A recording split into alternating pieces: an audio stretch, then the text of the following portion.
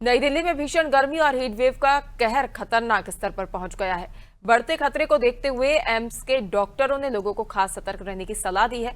विशेषज्ञों का कहना है कि बच्चों, बुजुर्गों और बीमार लोगों को इस मौसम में अतिरिक्त सावधानी बरतनी चाहिए। तेज धूप में बाहर निकलने से बचें और पर्याप्त मात्रा में पानी और तरल पदार्थों का सेवन करें। डॉक्टरों ने चेतावनी दी है कि दोपहर 12 बजे से 3 बजे के बीच बाहर निकलना सबसे ज्यादा खतरनाक साबित हो सकता है। आज हम बात कर रहे हैं कि बुज़ुर्गों में हम कैसे उनको प्रोटेक्ट कर सकते हैं इतना जो एक्सट्रीम हीट है उसमें।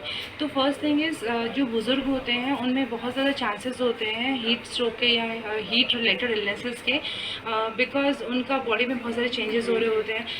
एजिंग अपने आप में एक कारण होता है। सेकेंडली वो जो उनको बहुत सारे क्रॉनिक डिजीजेस होते हैं या बहुत सारे मेडिकेशन वो ले रहे होते हैं, जैसे कि बीपी का दवाई जो वो ले रहे होते हैं, हार्ट का मेडिकेशन ले रहे होते हैं या नींद के लिए दवाई ले रहे होते हैं, वो ये सब चीज़ों को रिस्क इंक्रीज़ कर देता है। सो ऐसे केस में बहुत ज़रूरी है कि हम लोग प्रिकॉशंस लें, क्योंकि अगर हीट स्ट्रोक एक बार डेवलप हो जाता है तो कॉम्प्लिकेशंस की वजह से आपको पेशेंट को इमरजेंसी लेके जाना पड़ता है। एंड पेशेंट के साथ मेजर इश्यूज़ हो सकते हैं, जैसे कि उनका हार्ट में इश्यूज़ होना या किडनी में इश्यूज़ होना। बताइए।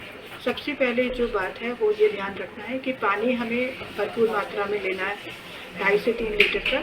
और हमें ये इंतज़ार नहीं करना है कि प्यास लगेगी तब पानी पिएंगे, थोड़ी थोड़ी देर में पानी लेते रहिए। और जो खाना है वो हमें स्मॉल फ्रीक्वेंट मील्स लेने हैं। इसका मतलब है कि थोड़ा थोड़ा खाइए, इजी टू डाइजेस्ट होना चाहिए।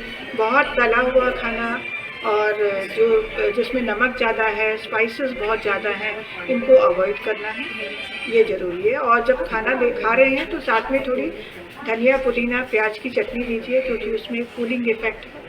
और दही लीजिए, छाछ लीजिए, उनका भी कूलिंग इफेक्ट होता है।